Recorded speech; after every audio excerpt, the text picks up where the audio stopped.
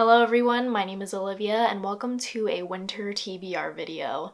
This is going to be me discussing a couple of books from my TBR that I am very excited to read during the winter season because they just seem like the perfect winter reads, or I'm just very excited to read them and I want to get to them as soon as possible, and that's probably going to be around winter time. And I am happy to say that this video is being sponsored by a Book of the Month. So to tell you a little bit more about them, we are going to take it over to sponsor Olivia. Hello there! I'm sure many of you have heard of Book of the Month, but in case you haven't, let me tell you a little bit more about this amazing book service that so many people around America use. Book of the Month's goal is to promote new and emerging authors to help readers discover new books that they will love. Each month, their team vets hundreds of novels and provides bookworms with a curated selection of new and early release novels so people can spend more time reading and less time researching titles to add to their TBR. For the month of December, we have Somebody's Daughter by Ashley C. Ford, A History of Wild Places by Shia Earnshaw, The Holiday Swap by Maggie Knox, Olga Dies Dreaming by Xochitl Gonzalez, and A Flicker in the Dark by Stacy Willingham. I am personally excited about Olga Dies Dreaming, who follows two Puerto Rican siblings who are trying to achieve the American dream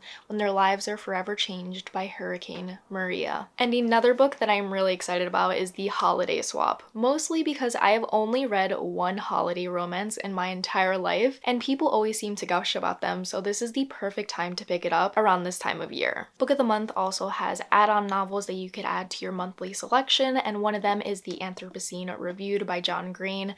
I absolutely love this nonfiction, so if you want to join Book of the Month, you can add this book as an add-on. Another great thing about Book of the Month is that they are risk-free. So let's say you're in a book slump and you're not in a reading mood for a certain month and you want to skip that month, you are able to do so and you can skip it without being charged, which is amazing. And to celebrate the holiday season, Book of the Month is having a great sale where you can use the code JOLLY to get your first Book of the Month book for just $5. That is a new released hardcover novel for just $5. That is not a deal that you want to give up. So if you're interested in trying out Book of the Month, be sure to click the link in my bio and remember to use the code JOLLY to get that $5 deal. So thank you so much to Book of the Month for sponsoring this video, and let's get back to my winter TBR. Welcome back, and let's get right into this video so I can tell you about a couple of books on my TBR that I am so excited to read this upcoming season. So one book that I have mentioned endlessly that I always tell people I want to read but I still have not read yet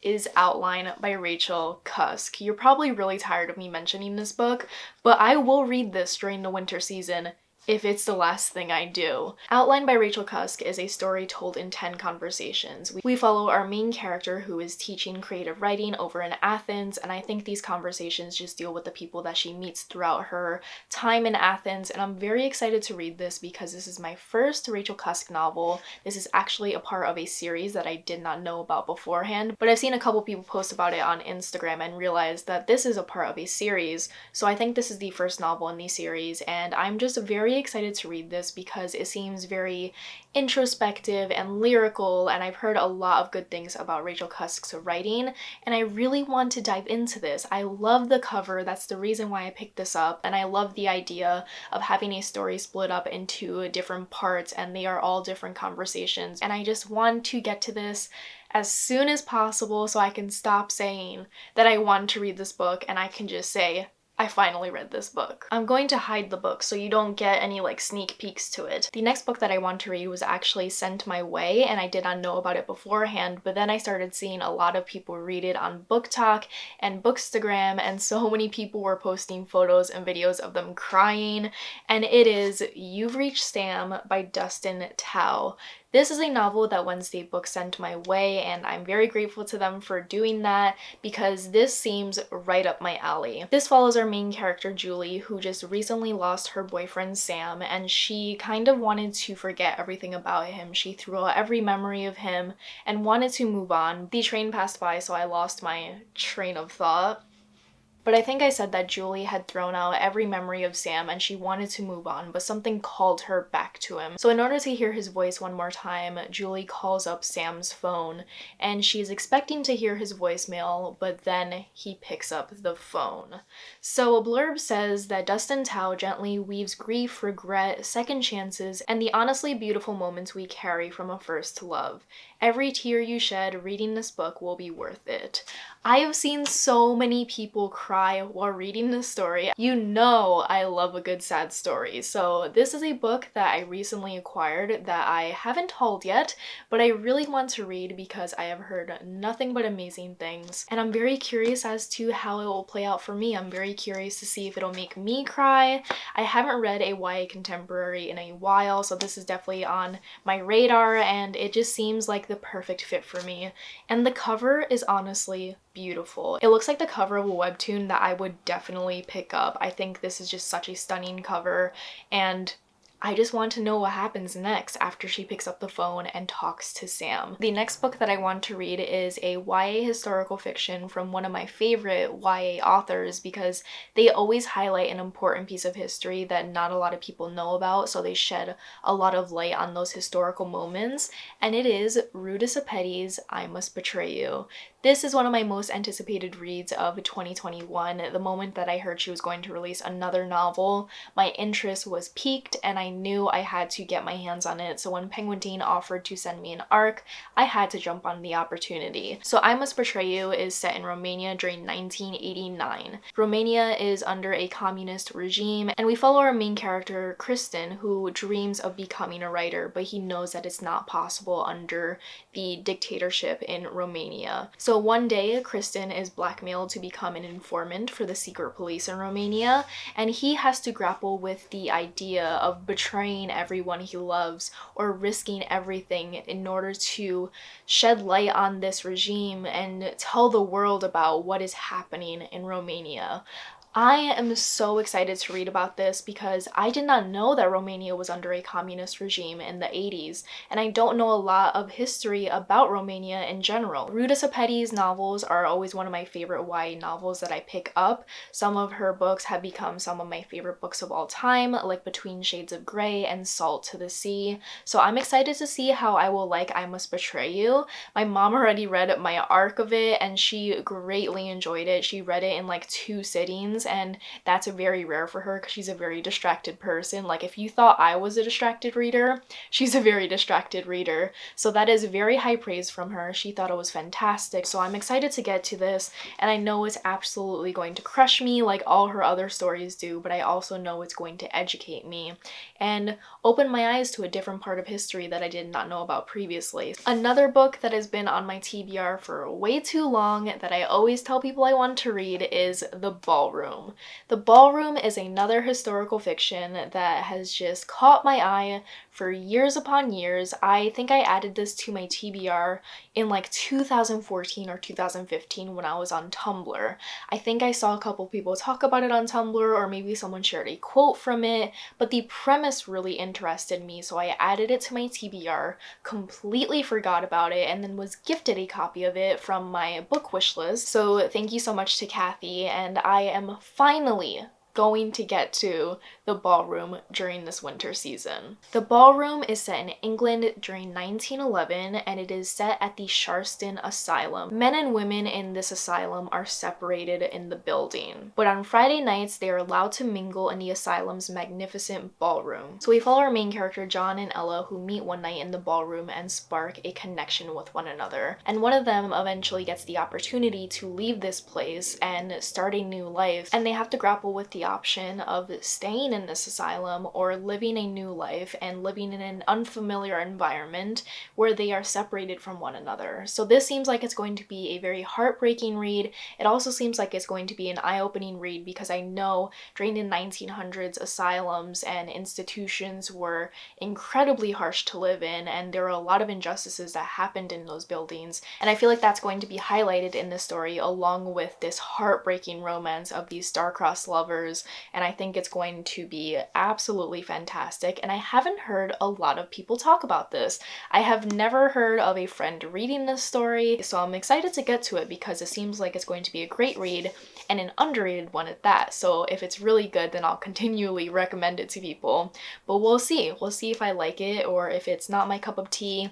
I feel like I always love historical fictions. I've never truly hated a historical fiction. It's one of my favorite genres of all time. So hopefully I can get to it during during the winter season because, I don't know, it just seems very desolate. It seems very cold and empty because that's what I picture when I picture this ballroom and this asylum, and I think that that environment reminds me of winter, and that just seems like the perfect time to read it. I don't know. Autumn and winter just seems like the perfect time to read a historical fiction, especially a somewhat sad one. The next story that I want to read is one of my most anticipated books of 2021, and I can't believe I have an arc of it, and it is To Paradise. So it says, from the author of the classic A Little Life, a bold, brilliant novel spanning 3 centuries and 3 different versions of the American experiment about lovers, family, loss, and the elusive promise of utopia. So I don't know too much about To Paradise. I just knew that Hanya was writing a new novel, and I knew I had to read it because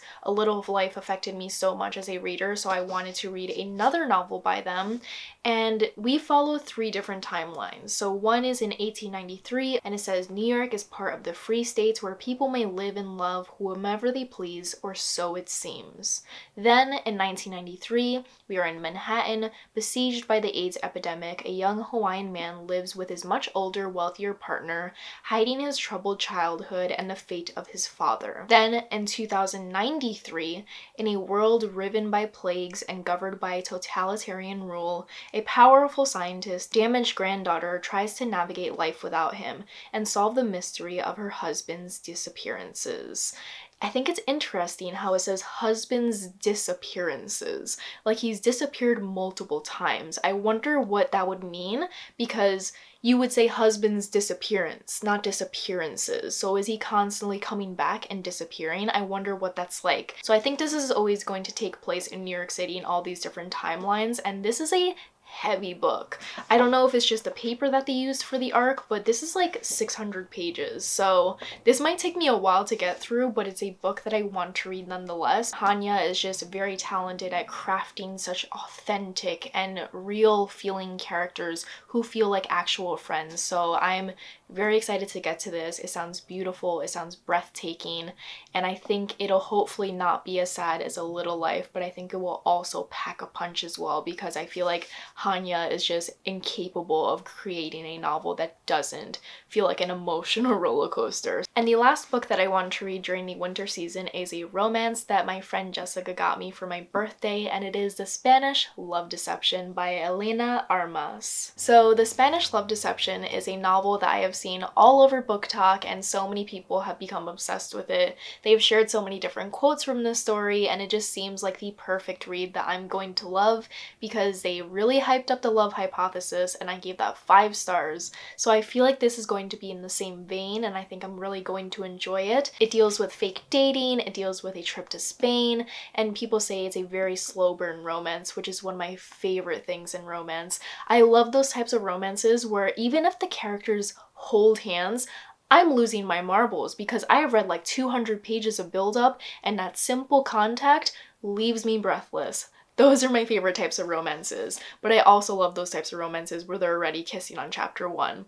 There's no in between with me. So this follows our main character, Catalina, who is going to Spain for her sister's wedding. And she is bringing a date to this wedding because she lied to her family and said that she is now in a relationship. So she has enlisted the help of a co-worker who absolutely infuriates her, and his name is Aaron Blackford. She was telling a co-worker about this trip to Spain and how she needed to find a date for it, and he graciously volunteered, even though he loves to push her buttons. So beggars can't be choosers, so Catalina decides to accept Aaron's help, and they go on this trip to Spain, and I just heard that this is full of banter. It is a slow burn romance. It's going to make me lose my marbles, and I am so excited for it. I think it's going to be amazing. We're probably going to get great scenes in Spain. They're probably going to share a bed in the hotel room. It's going to be one of my favorite things. And I'm also really excited because this romance is 472 pages. I want longer romances. I want the angst. I want it to be drawn out. I want to have so many pages to dive into instead of having a 200-page romance. For once, I am saying in my life that I wish a book was longer. if it's a romance, because I just love seeing a relationship develop. I love the banter, I love the different situations that they get into. So this is a pretty chunky romance, so I'm going to have a lot of time to get to know these characters, to see them fall in love with each other, and I think it's going to be great. I think it's going to be a great time. I have heard literally nothing but good things on BookTok, and I seem to have begun to trust them because they are pretty good at recommending me romances that I have not heard about previously, and I think this is going to be a book that I will love, just like I loved The Love Hypothesis, which is also just a great book in general. Those are all the books that I want to read during winter. We have 1, 2, 3, 4, 5, 6 books that are definitely on my winter TBR. I love setting small TBRs for each season because this is very doable for me because I can split this up into 2 books per month in the winter time, and I think that it's very doable because I'm a big mood reader, so my mood changes a lot in terms of picking up books. There are certain books that I can be very excited to read one month and I don't want to even look at in the next month, but I think setting myself a schedule to read 6 books is perfect because it's not too overwhelming. It's not like a list of 20 books that I have to read during that specific season. I think this is very doable. Let me know if you have read any of these books and you're excited for them. I would love to hear your thoughts down below. And if you're interested in trying out Book of the Month, be sure to click the link in my description and use my coupon code, which will be featured right here if you want to connect with me anywhere else. All my social media links will be down below. If you have made it this far in the video, leave a snowflake emoji to see who stays for the longest in all my videos, and I appreciate you all so much. Thank you so much for watching, and I will see you in another video very soon. Bye!